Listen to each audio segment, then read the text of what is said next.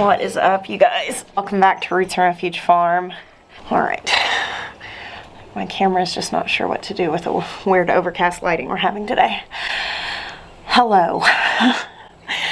My name is Jess, if you are new here. If this, by some chance, ends up being the first of my videos that you see, this is not really the norm, in the sense of usually we're like walking around the garden, the farm, doing stuff.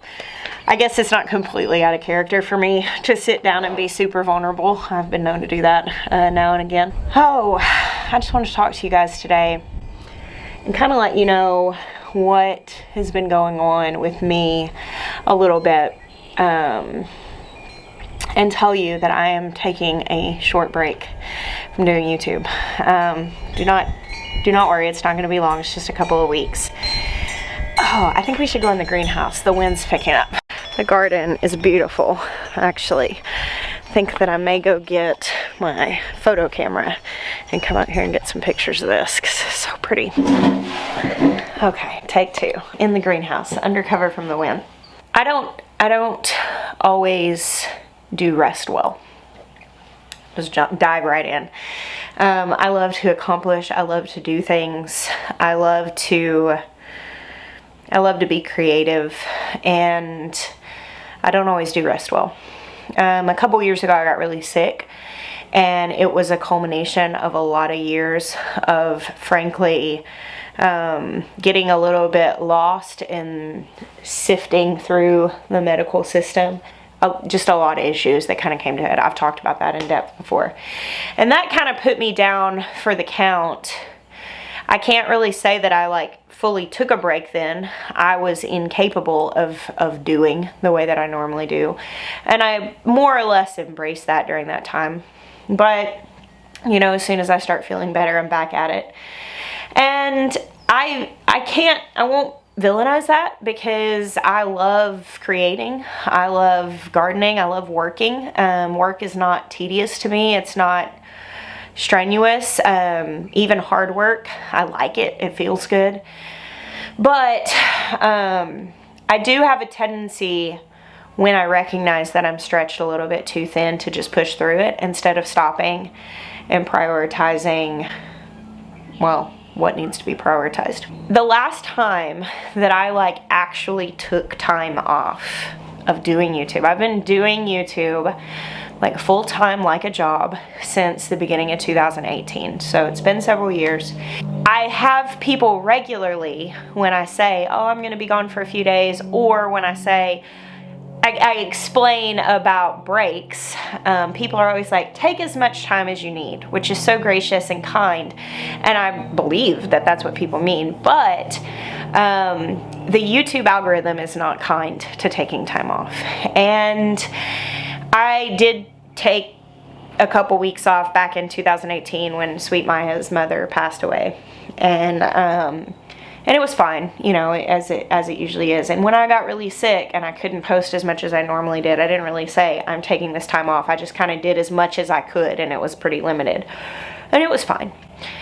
But, man, the algorithm is, it's not natural what is demanded to stay relevant in the content world if you're coming at it from that approach.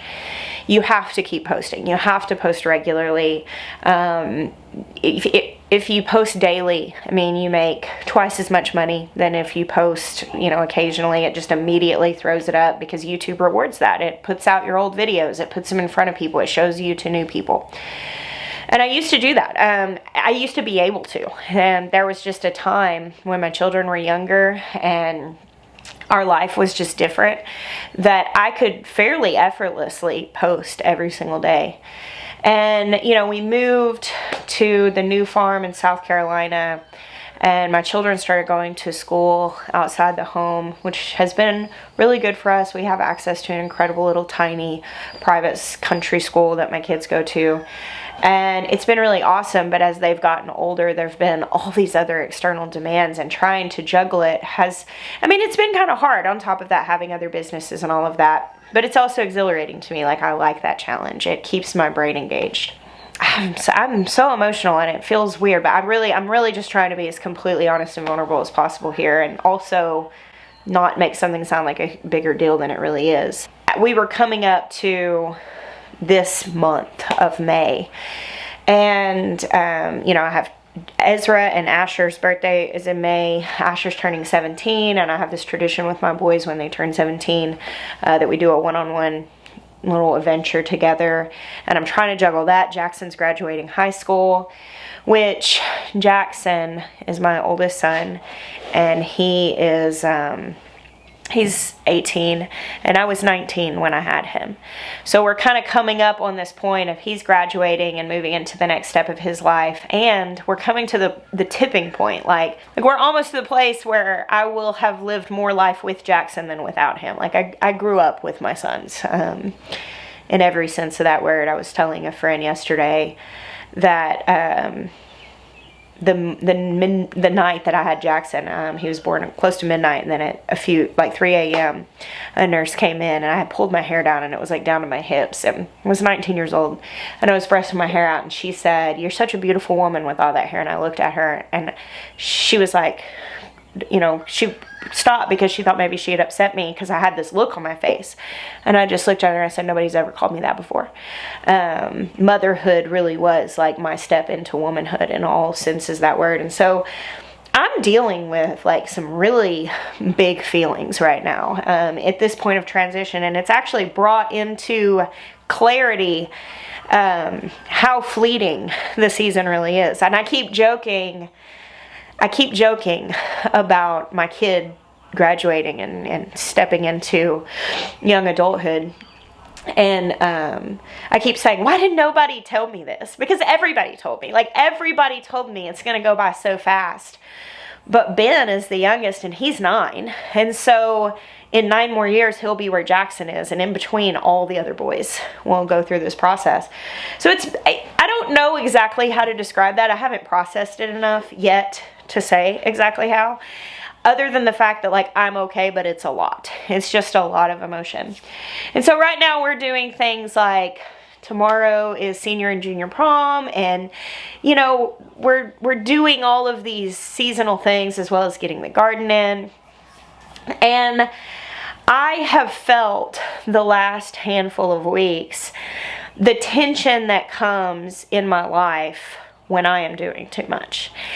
And I was talking to Jeremiah about, you know, the kids and home and the garden and food and all the things that are important to me, my podcast, my YouTube channels, and all the different things, and what we're doing with our farmers market and with our coffee roastery and all these different things. And I just I always use the analogy of like holding all of the things that you do, that you choose to do, that you're called to do in your hands, like a hand of cards.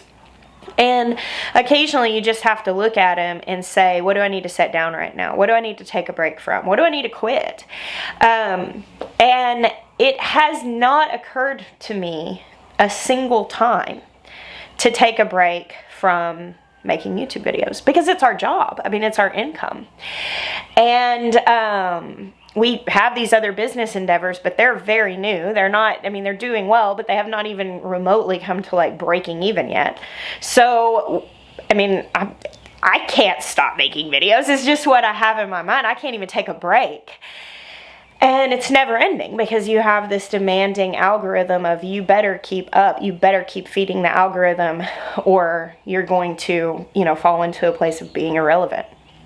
Speaking very frankly right now about my feelings in this, and maybe other people have feelings that are different, but along with all of those feelings, there have been several people that I've noticed in my genre on YouTube, like people that I know and call friends, as well as people that I have watched over the years on YouTube that have indeed quit over the last several months. Because what has happened in the homesteading niche is that it had a massive amount of growth in COVID whenever people, you know, were home and were kind of, you know, had the time on their hands, or were feeling kind of scared and feeling insecure in their food, that the homesteading niche exploded. But as the cost of living has raised in so many places, like a lot of people have realized that they can't afford to homestead the way they thought they might be able to, and it sort of waned off a lot, as well as, you know, maybe the YouTube algorithm not pushing this genre as much as it was. But a lot of people that I have talked to that do what I do have said they've experienced a massive decline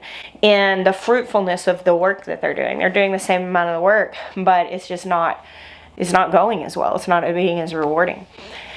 And I've experienced the same thing. I mean, we've had just a huge drop off. And for a minute, I was kind of like, man, am I messing something up? And then I was like, no, I'm just not going to make this personal. It's fine. And the truth is that I do this because I love it and because I felt led to from the beginning. I mean, that's why I started making YouTube videos, and it has been hands down one of the most rewarding things that I've ever done in my life. Just last night we were at our farmer's market, and I had several families come in and chat. So many different people I got to meet last night that drove in and came to meet me and to say, hey, you know, you really helped me through COVID, or you really helped me through this, and you taught me how to garden. And that is the reward that is the most valuable to me, and that has not gone downhill. So to me, I really haven't been super discouraged by the numbers, because anytime you're dealing with anything that's an algorithm, numbers go up, numbers go down, numbers go back up again, they go back down again. That's just the nature of it. But when I'm feeling like this crunching pressure of like, okay, I have to reassess the cards that I'm holding, and I'm watching a lot of people quit, I'm kind of like, man, what's going on? What hit me this last week, I was out milking the goats the other night after the farmer's market. No, it was before that. It was a couple nights ago. I can't remember what it was at. A baseball game. We had a baseball game. Ben's playing baseball. And it was late. I was a little later out there, and I was really tired. And I'm milking the goats, and I'm listening to a podcast a friend of mine who's in ministry was on. He was a guest on someone's podcast. And you know, they were talking about essentially the bravery that rest requires and the faith that rest requires. And it really struck me, just in a, I guess, convicting way is the most honest way to put it, that I have been in a place of not having the faith to rest.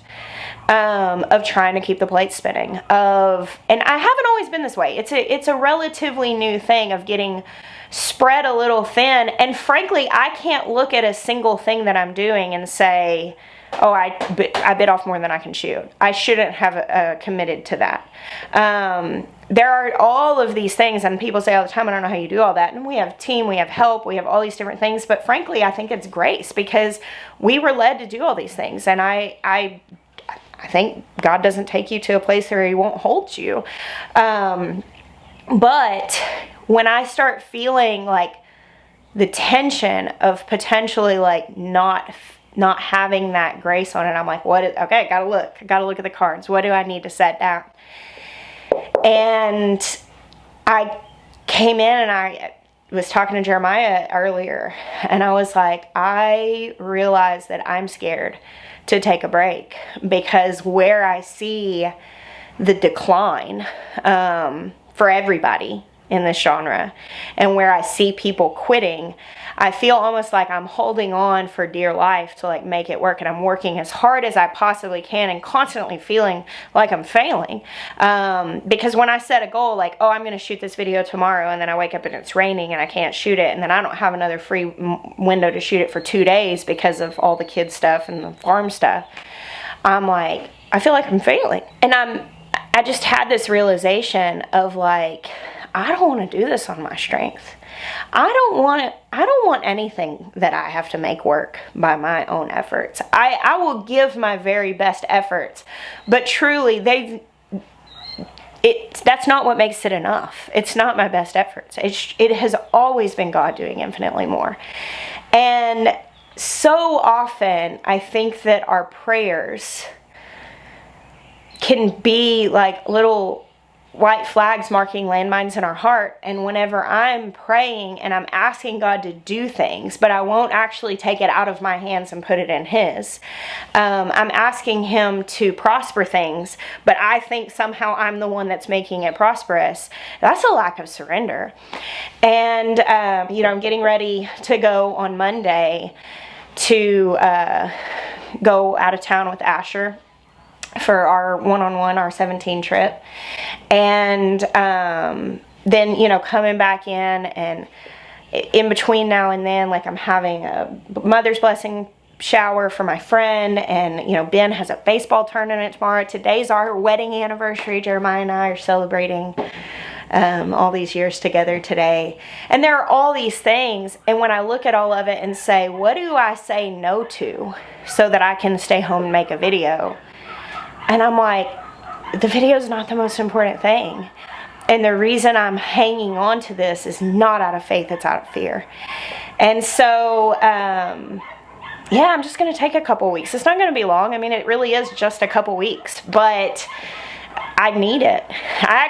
Here's what's crazy. I actually have a couple of videos that I have pre-recorded that I even thought for a minute, I was like, you know, I could space those out, and they're already scheduled for this coming up week. I was like, I could space those out, and maybe people wouldn't even notice that I had taken the time off. And then I stopped, and I'm like, no, I don't want to do it that way. I don't want to pretend that I do not require to set things down sometimes, because that's real life. I mean, you can do a lot of things, but you cannot do everything always. And that's okay. Like, it is completely okay to have limits. It is completely okay to get tired. It is completely okay to get overwhelmed. It's completely okay to prioritize things that need to be prioritized. And when I was looking at taking the time off to go with Asher, and then, you know, coming back and all the different things I had going on, I was basically looking at having to clear my schedule out for the days leading up to that, to be able to just film a ton of videos and just schedule them all out. And that's not what I'm supposed to do. That's just, it wouldn't have been the best of me to do that. So I wanted to let you guys know that I'm taking a couple weeks off. If you want to help as far as the algorithm goes, I don't know how much of a difference it makes, but when people watch old videos and share them and stuff like that, I think that probably helps. Make sure you're subscribed and that the notifications are on, so that whenever I am back and posting regular content again, it'll show up. The algorithm's so fickle, but it's also not God, so it's okay. But yeah, that's kind of where I am.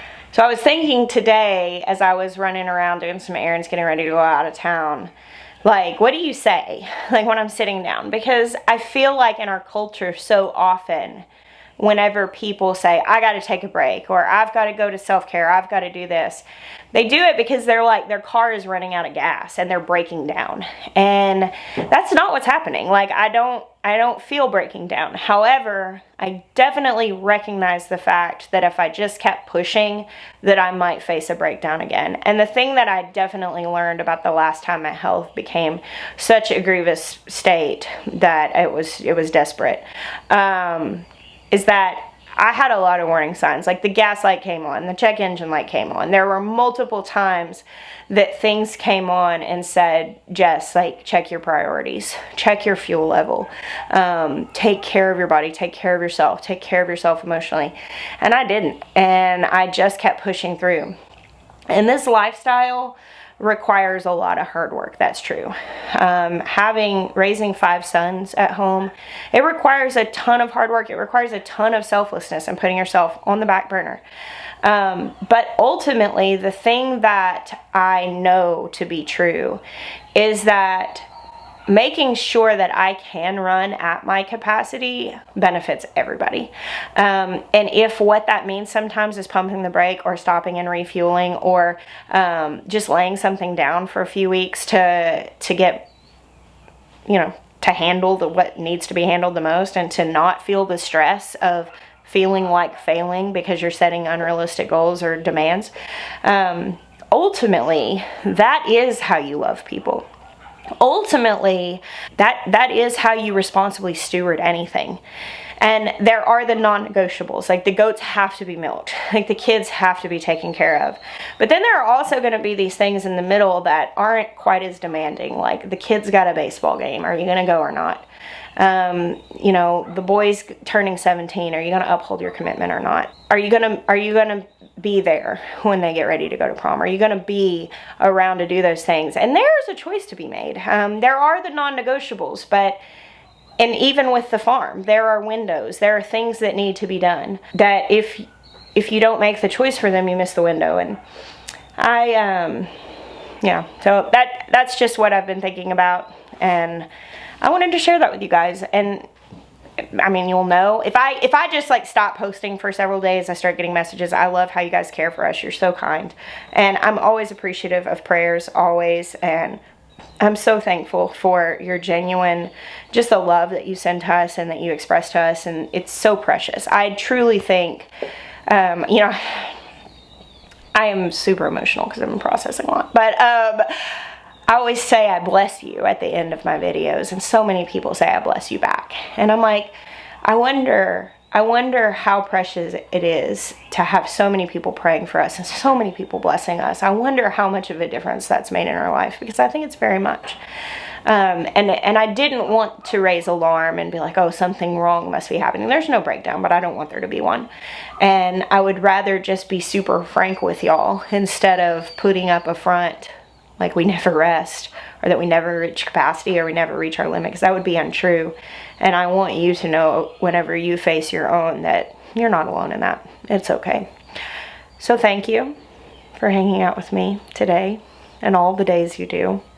I will have a couple of videos that do come up over the next week that have been shot previously, but I'm going to turn my camera off today, and I will probably still end up shooting some stuff just because I love shooting things, and I'll just save it and I'll address it whenever I come back off of my out of office hours. Just a little vacay, self-care, taking care of business and taking care of me. Thank you guys. I bless you. Until next time.